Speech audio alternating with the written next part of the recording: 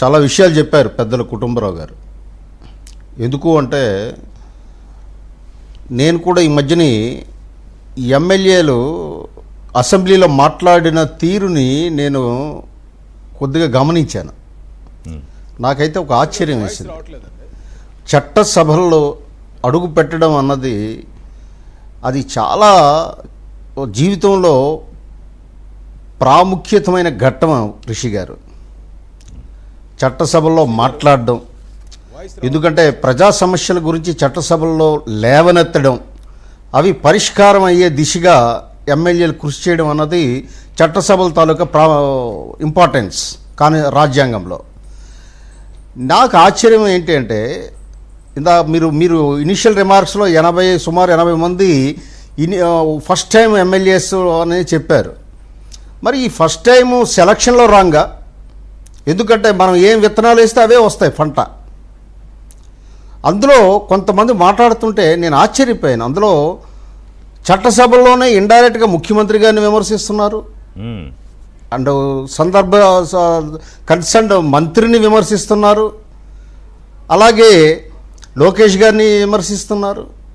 మా లెటర్ హెడ్లు అయిపోయండి, ఎక్కడే పోవాలి అని అడుగుతున్నాడు ఆ ఎమ్మెల్యే. నాకైతే నవ్వు వచ్చింది.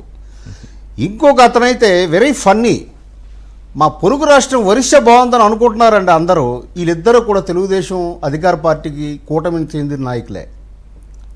అంటే పొరపాటున కానీ ప్రేక్షకుడికి ఎవరికైనా వీళ్ళు ఏ పార్టీ అని అంటే అపోజిషన్ పార్టీ ఏమో అనుకోవడానికి అవకాశాలు ఉంటాయి.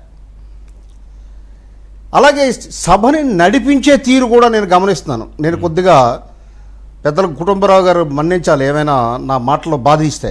ఏం పర్వాలేదు, సభని నడిపించే తీరు కూడా, ఇప్పుడు సభని నడిపించే తీరు ఎలా ఉండాలంటే గాడి తప్పితే దాన్ని సరైన మార్గంలో పెట్టాలి.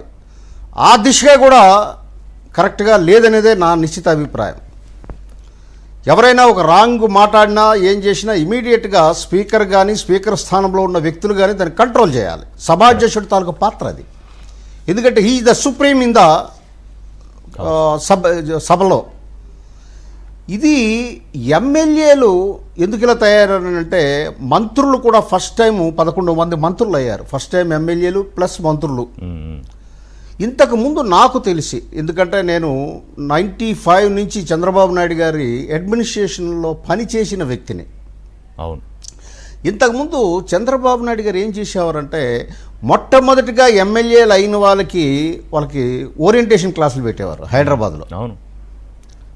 చట్టసభలో ఎలా మాట్లాడాలి, ఏ రకంగా మాట్లాడాలి, 0 అవర్లు ఎలా మాట్లాడాలి, అంశాలు ఎలా లేవనెత్తాలి అని ఇలాగ తర్ఫీదు ఇచ్చేవారు. అలాగే చాలామంది చేత ఒక స్పెషల్ క్లాసులు చెప్పించేవారు. హుందాతనము, డెమోక్రసీ అంటే ఏంటి, రాజ్యాంగం అంటే ఏంటి, ఎకనామిక్ పాలసీలు, ఇవన్నీ కూడా.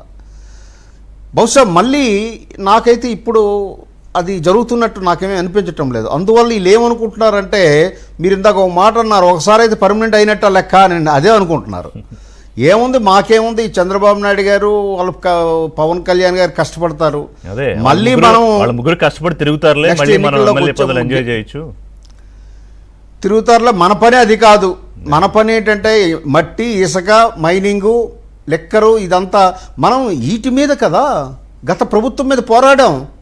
అసలు కూటమి లక్ష్యం ఏమిటి, కూటమి గమ్యం ఏమిటి ఎవరికైనా అర్థమవుతుందా? ప్రజాప్రతినిధులకి ఆ గమ్యానికి, ఆ లక్ష్యానికి తూట్లు పొడుస్తున్నారు కదా. అలాగే నేను అనేక సందర్భాల్లో చెప్పాను, కాశ్మీర్ చచ్చిపోలేదు, అది నిద్రపోయింది, అది ఎప్పుడైనా లేవడానికి అవకాశం ఉంటుంది, కాశ్మీర్ పొంచి ఉంది అని చెప్తున్నా ఉన్నాను. అది వీళ్ళకి అర్థం కాదా? విపరీతమైనటువంటి జనాలు మాట్లాడుకున్నది రిషి గారు, నేను చెప్తున్నాను, కరప్షన్ విపరీతంగా పెరిగిపోయింది అంటున్నారు. ఎందుకు అంటున్నారు? మనకు బాధ్యత లేదా? ఎందుకు పవన్ కళ్యాణ్ గారు ఒక 10-15 సంవత్సరాలు ఈ కూటమి ఇలాగే ఉండాలంటున్నారు? రాష్ట్ర భవిష్యత్తు ఇంపార్టెంట్ ఇక్కడ. ఈరోజు ఆంధ్రప్రదేశ్లో ఏవో పెట్టుబడులకి స్వర్గధామం కింద ఒక బ్రాండ్ని క్రియేట్ చేశారు ఈ ప్రభుత్వం, కూట ప్రభుత్వం అధికారంలోకి వచ్చాక. అనేక దేశాలకు వెళ్ళడం కానీ, మంచి మంచి పాలసీస్, ఇండస్ట్రియల్ పాలసీస్ తీసుకురావడం కానీ, ఇవన్నీ చేస్తుంటే మీరు తగలబెడుతుంటే, ఇమేజ్ని తగలబెడుతుంటే కంచే చేను వేస్తే ఎట్లాగా? ఇది ప్రతి ఒక్కరు కూడా ఆలోచించాలి. ప్రతి ప్రజాప్రతినిధి, మంత్రులు కానీ, ఎమ్మెల్యేలు కానీ ఎంపీలు కానీ ఎమ్మెల్సీలు కానీ దయచేసి ఈ రాష్ట్ర భవిష్యత్తు, చంద్రబాబు నాయుడు గారి విజన్, కూటమి లక్ష్యం, గమ్యం ఈ 4 దృష్టిలో పెట్టుకొని ప్రవర్తించవలసిన అవసరం ఉంది. ఈ దిశగా జనసేనని మా అధ్యక్షులు పవన్ కళ్యాణ్ గారు రెగ్యులర్గా మా ఎమ్మెల్యేలకి ఇన్స్ట్రక్షన్స్ ఇస్తుంటారు. సో ఆయన క్లాస్ తీసుకుంటారు. ఎక్కడ ఏ పొరపాటు జరిగినా సరే ఆయన వెరీ బ్యాలెన్స్డ్గా బిహేవ్ చేస్తారు. మీరు అన్నట్లు మొన్న అసెంబ్లీలో లేవనెత్తిన అంశాన్ని దాన్ని వాడుకోవాలని చూసింది ప్రతిపక్ష పార్టీ, కానీ ఆ అవకాశం ఆయన ప్రయత్నం ఇవ్వలేదు. చేశారు. ఇలాగా ఎక్కడ ఏ ప్రేమ రకమైన వచ్చేసింది వాళ్ళకి. చాలా చేశారండి. అయినా పవన్ కళ్యాణ్ గారికి తెలుసు వాళ్ళ టక్కు టమారా విద్యలన్నీ ఎలాగేస్తారన్నది పవన్ కళ్యాణ్ గారికి బాగా తెలుసు. కాబట్టి ఇమీడియట్గా ఎక్కడ ఏ రకంగా దాన్ని కంట్రోల్ చేయాలన్నది కంట్రోల్ చేయడం జరిగింది. అదే మెకానిజం అన్ని పార్టీలు, కూటమిలో ఉన్న పార్టీలన్నీ కూడా పైన మంచి అండర్స్టాండింగ్తో ఉంది. ఋషి గారు పైన చాలా అండర్స్టాండింగ్తో ఉన్నారు. పవన్ కళ్యాణ్ గారు కానీ, చంద్రబాబు నాయుడు గారు కానీ, లోకేష్ గారు కానీ, నరేంద్ర మోడీ గారు కానీ, అది కింద వరకు పెర్కులేట్ అవ్వట్లేదు. ఇది గమనించాలి. నేను ఈ విషయాలు ఎందుకు చెప్తున్నానంటే కుటుంబరావు గారు పార్టీ దృష్టికి, ఎందుకంటే ఈజ్ హెల్మ్ ఆఫ్ అఫైర్స్లో ఉన్నారు కాబట్టి డైరెక్ట్గా ముఖ్యమంత్రి గారి దృష్టికి తీసుకెళ్తారు వారు. కింద వరకు అది కింద వరకు పెర్కులేట్ అవ్వటం లేదు. ఇప్పుడు కొన్ని దగ్గరలో ఇంకొక రకమైన జబ్బులు ఉన్నాయి.